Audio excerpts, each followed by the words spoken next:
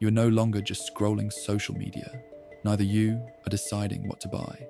Modern advertisers and their greed make viewers as lab rats, experimenting algorithms, flooding your feeds with reels and videos to study your likes and dislikes. Every moment you pause counts. Every time you scroll back, recorded. By the end of this video, you will get to understand the history of advertising and how it evolved over the years to the shape it has today. So stick with us to the end.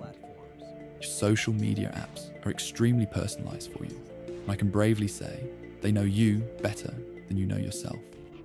A few decades ago, advertising was all about ink, papers, and wooden banners. It was simple and honest. You have a discount, you print a banner, and stick it on your window.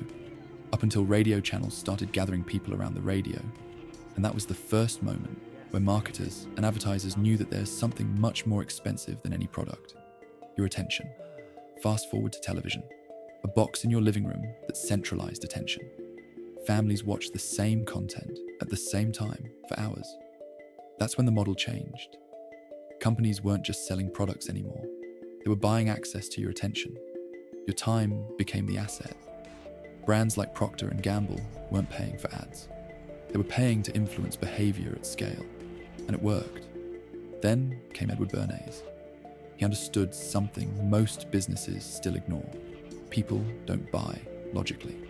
They buy emotionally, then justify it later. In 1929, women smoking in public was socially unacceptable, so he changed the narrative. He staged a public event.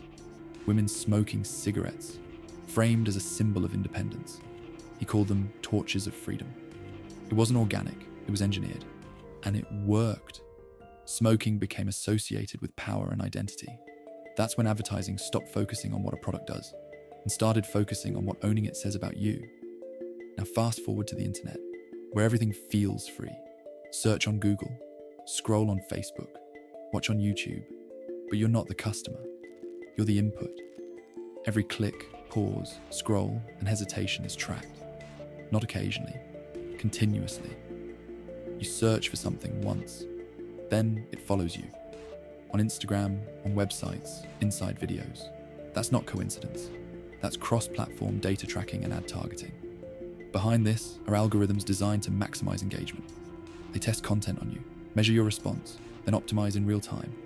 If you stop watching something quickly, it's removed. If you stay longer, it's amplified. Simple. This isn't about showing you what you like. It's about finding what keeps you from leaving. Then came Cambridge Analytica. User data was used to build psychological profiles. Those profiles were used to target people with specific messaging, not broad advertising, individual influence. Now every time you search, an auction happens. In milliseconds, advertisers bid for access to you. On TikTok, the system doesn't rely on who you follow. It builds an interest profile based on behavior. Watch time, replays, pauses. Scrolling is intentionally frictionless. No decision points, because decision points reduce engagement. And here's the uncomfortable part. Content that performs best is not content that's accurate or useful. It's content that triggers emotion, anger, fear, curiosity, conflict. Because those emotions keep you engaged longer. And engagement is the metric that matters. So the system gives you more of it. Not because it's good for you, because it's profitable. Every action you take feeds the system. Every scroll, pause, or rewatch refines your profile. You're not just using the platform, you're training it.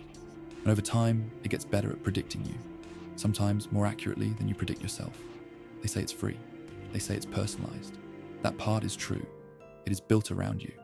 But the objective isn't to serve you, it's to keep you engaged long enough to monetize your attention. Advertising didn't disappear. It evolved into infrastructure. And the most effective systems don't feel like advertising. They feel like your own choices.